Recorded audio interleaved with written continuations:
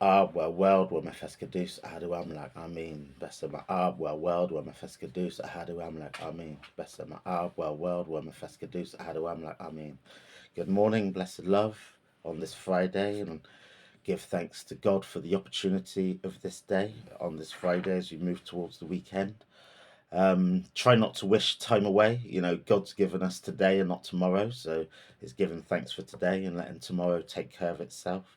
But yeah, I give thanks of the opportunity to do the reading, and I give thanks to anyone listening to this, and just wish everyone a blessed day ahead, God willing.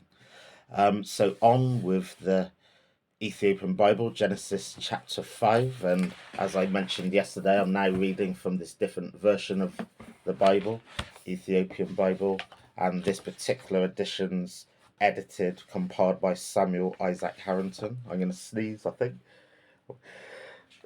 Oh, excuse me. I might edit out that later. Let's see. Um, so on with the reading, Genesis chapter 5. Blessed love. Afterwards, Moses and Aaron came and said to Pharaoh, "This is what Yahweh, the God of Israel, says: Let my people go, that they may hold a feast to me in the wilderness." Pharaoh said, "Who is Yahweh that I should listen to his voice to let Israel go? I don't know Yahweh, and moreover, I will not let Israel go." They said, "The God of the Hebrews has met with us. Let us go 3 days' journey into the wilderness and sacrifice to Yahweh our God, lest he fall onto us with pestilence or with the sword." The king of Egypt said to them, "Why do you, Moses and Aaron, take the people from their work? Get back to your burdens." Pharaoh said, "Behold, the people of the land are now many, and you make them rest from their burdens."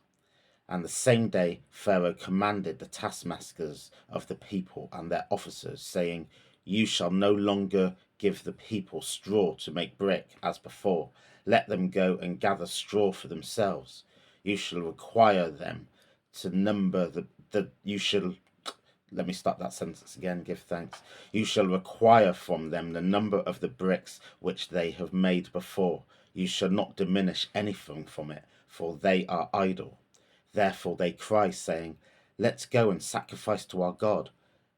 Let heavier work be laid on the men, that they may labor in it. Do not let them pay any attention to lying words." The taskmasters of the people went out with their officers, and they spoke to the people, saying, "This is what Pharaoh says: I will not give you straw. Go yourselves, get straw where you can find it, for nothing of your work shall be diminished." So the people were scattered abroad throughout the land of Egypt to gather stubble and straw. The taskmasters were urgent: "Fulfill your work quota daily." And when there was straw, and the officers of the children of Israel, whose Pharaoh's taskmasters had set over them, were beaten, and were asked, "Why haven't you fulfilled your quota both yesterday and today in making brick as before?" Then the officers of the children of Israel came and cried to the Pharaoh, saying, "Why did you deal this way with your servants? No straw is given to your servants, and they tell us, 'Make brick,' and behold, your servants are beaten, but the fault is on your own people." But Pharaoh said, "You are idle, you are idle. Therefore you say, 'Let's go and sacrifice to Yahweh.' Go therefore now and work, for no straw shall be given to you, yet you shall deliver the same number of bricks." The officers of the children of Israel saw that they were in trouble when it was said, "You shall not diminish anything of your daily quota of bricks." They met Moses and Aaron, who stood along your way, and they came out from Pharaoh. They said to them, "May Yahweh look at you and judge, because you have made us a stench to be abhorred in the eyes of Pharaoh and in the eyes of his servants, to put a sword in their hand to kill us." Moses returned to Yahweh and said, "Lord, why have you brought trouble on this place? Why is it that you have sent me? For since I came to Pharaoh to speak in your name, he was brought trouble onto this people. You have not rescued your people at all. Give thanks, blessed love.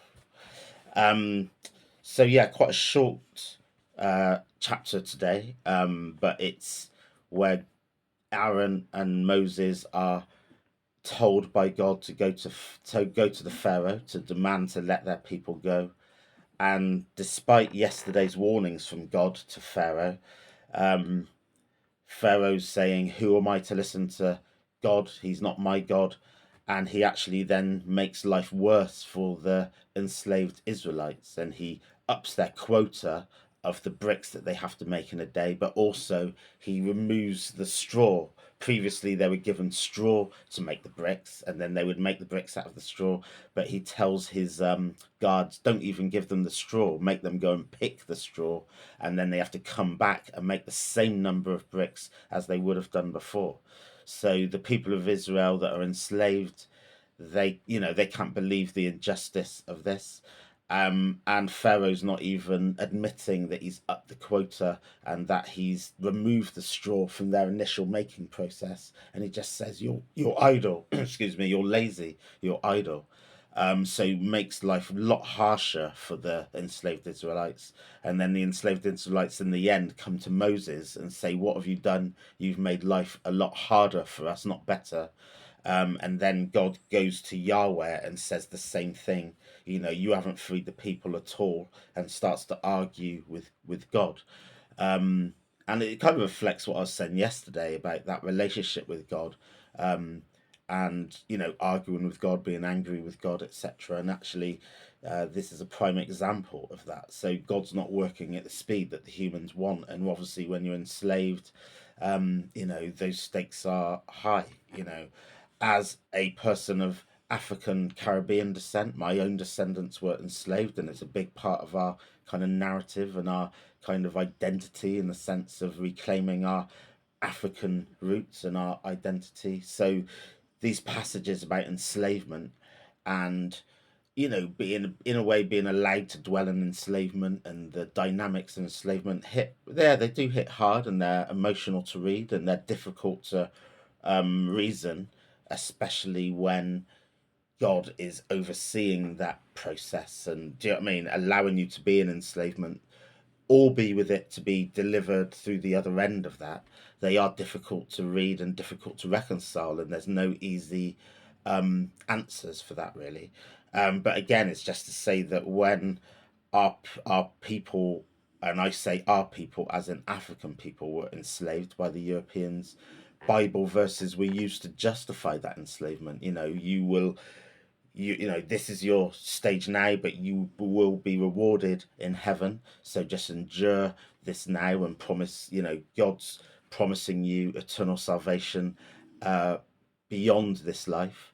But that's a kind of a pacifying agenda that was used by the European enslavers to pacify whole generations of enslavers. And we can't deny how Christianity was used as a weapon during enslavement times. And it's often these types of passages and discourses that were used in that conversation. Um, but as we know, all things can be manipulated. Um, and I don't believe that our people were enslaved in that way to be passive in those moments of enslavement, only to be rewarded in the next life. And I think that's a misuse of Christian theology. um, I guess one way of also thinking about it is, when you are enslaved and have no um, agency, have no power over your life at that moment, then what might give you comfort in that moment to endure, to keep living the next day? So actually consuming some of these passages might also have been empowering, and we don't know that. Sojourner Truth, Harriet Tubman, Frederick Douglass, Ellen and William Craft. A lot of these are what do you call them, like four parents and our rebellious ancestors. There's a word I'm trying to reach for, and I can't quite reach for it. But our inspirations for those kind of abolitionists, the Africans who fought for abolition of enslavement, many of them were Christian themselves, and they used Christian doctrine against the enslavers, not for the enslavers, and they flipped it around because they saw how Christian doctrine was being used against them. And like, well, no, we are not the people that were underfoot. We are people that had to be break through that situation. So the Christian ideology has been used pro slavery, but also for abolition of slavery. And when you look at the examples of, Sojourner Truth and Harriet Tubman, um, they were using it for those ends, Frederick Douglass included. And then that went on. Marcus Garvey himself was Christian, and it goes on. So these doctrines weren't only used against us, they were also used for us. But this is why there can be a complicated relationship, particularly with the Bible, and particularly with people, Rastafari, brethrens and sisterins, because we know also how it's been used against us. But His Majesty said that He glorifies in the Bible, and it's to hold trust and faith in the Bible, because we know that there's a different narrative to the Bible that is purely African, and it is about our liberation and about our strength as a people. And these words, they are about us in so many ways, but not only in a subservient kind of manner. So using them for empowerment and for truth, rights, and justice, and not in the corrupt way that the enslavers were using it against our people. So I'll end it here. I wasn't expecting to kind of go into that type of reasoning, but every day I just let the words flow and see how they fall, and I just trust. This is a safe space to do so, and I get comfort of doing these readings and these reasonings, and I'm not doing them to prove anything other than I'm not doing it to prove anything. Do you know what I mean? I'm just wanting to read this book, and I know that to hold myself accountable and to not kind of say, oh, I'll read it tomorrow, I'll read it tomorrow. Doing it in the semi-public way actually just helps me read it, so I'm sharing it in case ones and ones also find it interesting and useful as well, and using these platforms for the positive rather than the superficial. So give thanks, blessed love. God willing, have a blessed day. Malcolm Ken, have a good day. And I will see you tomorrow, or at least I'll see my face on the screen tomorrow, and any interaction on top of that is a blessing. Give thanks.